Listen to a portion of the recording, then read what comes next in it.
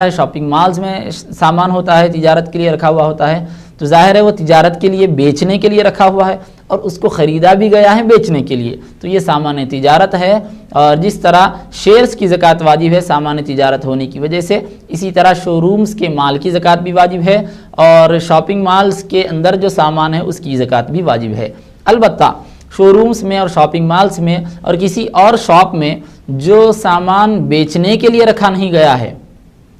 बल्कि इस्तेमाल के लिए रखा हुआ है, उस सामान की ज़कात वाजिब नहीं होगी। जैसे कि टेबल है, कंप्यूटर है, किसी भी शॉपिंग मॉल में और किसी भी शोरूम में हम देखते हैं कि कुछ साजो सामान और कुछ उनके असासे रखे हुए होते हैं जिसको वो यूज़ कर रहे होते हैं, बेच नहीं रहे हैं। तो बेच नहीं रहे हैं, यूज़ कर रहे हैं, तो यूज़ की जाने वाली चीज़ों की ज़कात नहीं है।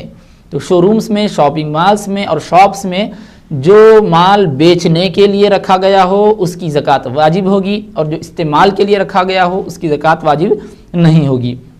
इसी तरह एक सवाल होता है कि मशीनों की ज़कात वाजिब है या नहीं है। तो मशीन, मिसाल के तौर पर किसी के पास प्रेस है, प्रेस मशीन है, तो उसकी ज़कात वाजिब नहीं होगी, इसलिए